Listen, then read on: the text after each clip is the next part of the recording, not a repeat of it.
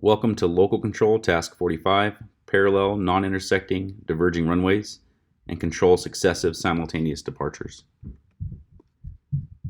Same runway separation. Separate a departing aircraft from a preceding departing or arriving aircraft using the same runway by ensuring that it does not begin takeoff roll until A. The other aircraft has departed and crossed the runway end or turned to avert any conflict.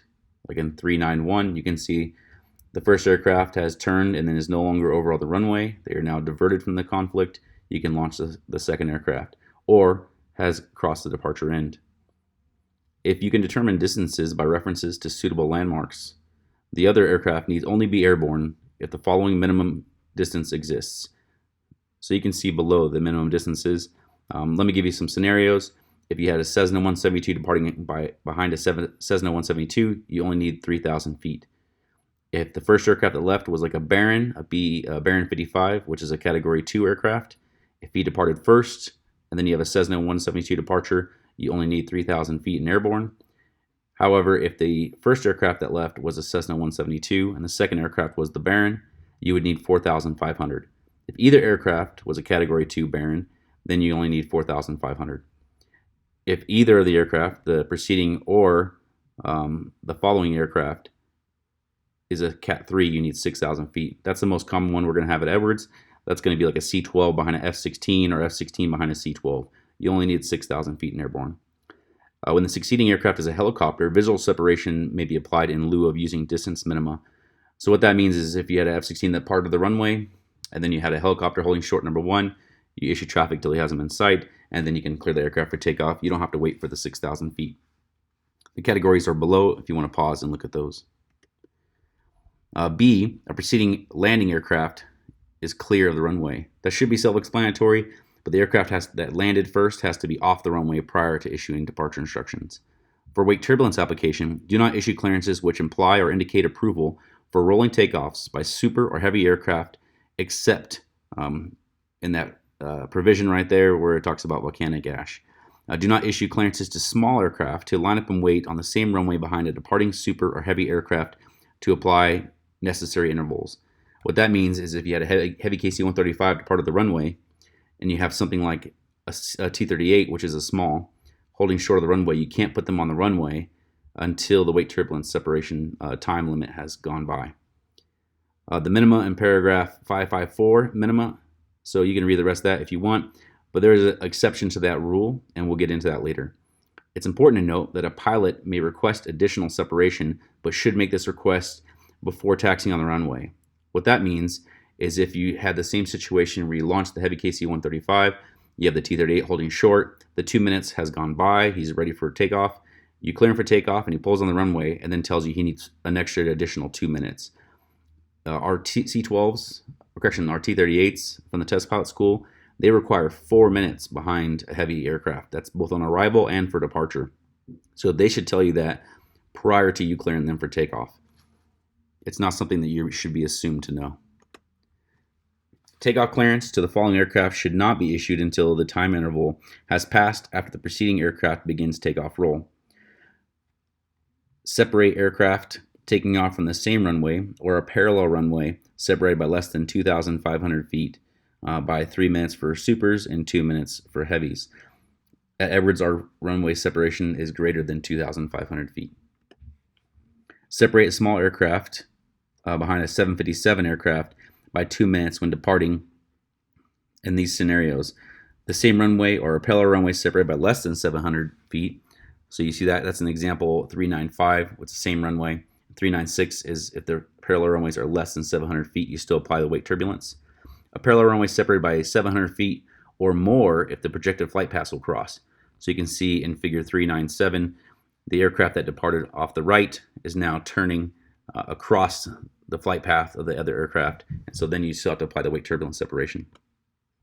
Separate aircraft departing from a parallel runway separated by 2,500 feet or more if the projected flight paths will cross. That's what you have at Edwards. You have an aircraft, we were separated by more than 2,500 feet, and if an aircraft departs and crosses in front of the flight path of the other runway, we'd have to apply that same separation requirements.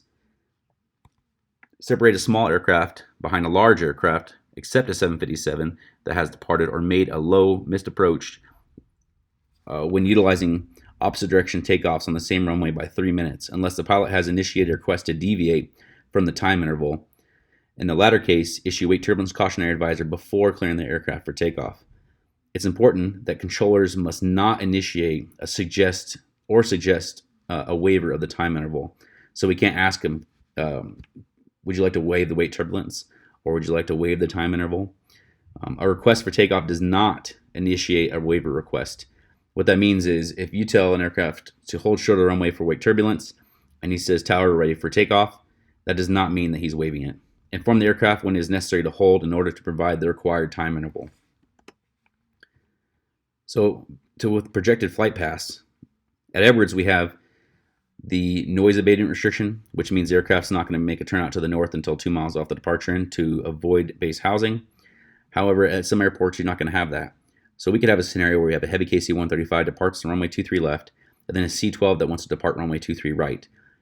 Our C-12s don't always make a right-hand turnout, and they also don't always tell us that they want to make a straight-out departure.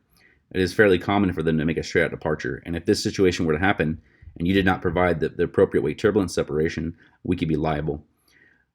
Some air controllers might want assume that they're just going to have the C-12 make an early right turnout. Again, if that's not the requirement or not the request of the pilot, he may not want to do that. He may also, depending on his fuel and capabilities for aircraft, he may not be able to make that right-hand turnout in time. And so we need to be able to issue traffic ahead of time or ask them, are you able to make an early right turnout, traffic heavy KC-135 departing runway 23 left on a right-hand turnout? Let him know what's going on and let him make that decision. So back to the 554 minima that we can use instead of or in lieu of the time interval. When operating within 2,500 feet from the flight path of the leading aircraft over the surface of the Earth and less than 1,000 feet below, we can use this section here. Behind a heavy aircraft, so say we have a heavy that wants to depart and we have a heavy that just departed, we can use 4 miles of separation. Sometimes that could save you as much as 45 seconds or more even in a time. And so if you have a busy pattern and you have 2 heavies ready for departure, you launch the first one. As soon as they're a mile off the departure end, you could launch the second one. And I say a mile off the departure end because our runway is 3 miles long. So as long as it's departing from the same departure point, the approaching the runway, we just need a mile off the departure end. However, if we replace that aircraft with a large aircraft or a small, we could use 5 miles. And this often saves us about 30 seconds, depending on the previous airplane that left. Wake turbulence separation for intersection departures. Apply the following wake turbulence criteria for intersection departures. A small aircraft, or separate a small aircraft weighing 12,500 pounds or less, taking off from an intersection on the same runway, same or opposite direction takeoff, behind a departing small aircraft weighing more than 12,500, by ensuring it does not start takeoff roll until at least 3 minutes after the preceding aircraft has taken off. The example I have below is a C-12, which is greater than 12,500 feet, departs approach end or the full length of runway 23 left, and then you have a Cessna 172 weighing less than 12,500 feet. At the intersection, you have to apply 3 minutes.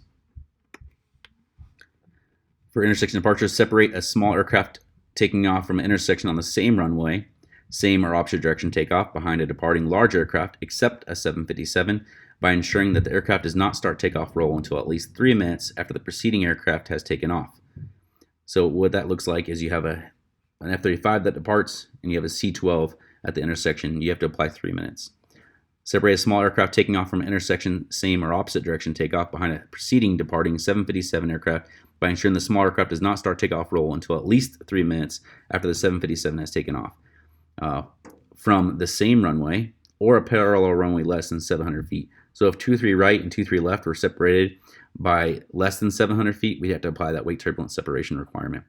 If the parallel runways are separated by 700 feet or more, or a parallel runway is separated by 700 feet or more with the runway thresholds offset by 500 feet or more, or if the projected flight paths will cross. The time interval is not required when a pilot has initiated a request to deviate from the time intervals contained in the previous paragraphs. It's important to note a request for takeoff does not initiate a waiver request. The request for takeoff must be accomplished by the request to deviate from the time interval. If you tell an aircraft to hold short of the runway for wake turbulence and they say tower ready for departure, again, that does not initiate a request. How it might sound for a waiver request would be tower, Cobra 1-2, ready for departure, runway 23 left at Bravo. Cobra 1-2, hold short of weight, hold short for weight, or hold for weight turbulence, F-35 departure. Tower, Cobra 1-2, request to waive the weight turbulence. Cobra 1-2, runway 23 left at Bravo, wind cleared, wind calm, cleared for takeoff, caution weight turbulence. Now, I should have put the caution weight turbulence first, because that's what it says to do. So you should use caution weight turbulence first, and then clearing for takeoff. You might want to know why I asked, or why I told him about F-35 departure, and that's just to let him know how long that weight turbulence is going to be. You could also, instead of saying F-35, you could say, hold for weight turbulence, expect 3-minute delay. You also are telling him if he wasn't paying attention, say he was in his aircraft doing some checks or whatever, he didn't see the aircraft that departed. If you let him know that it was an F-35, he may judge that based on his aircraft performance that he doesn't need that weight turbulence, and he can make it a request then. And that's all I have for this episode. Thank you for watching.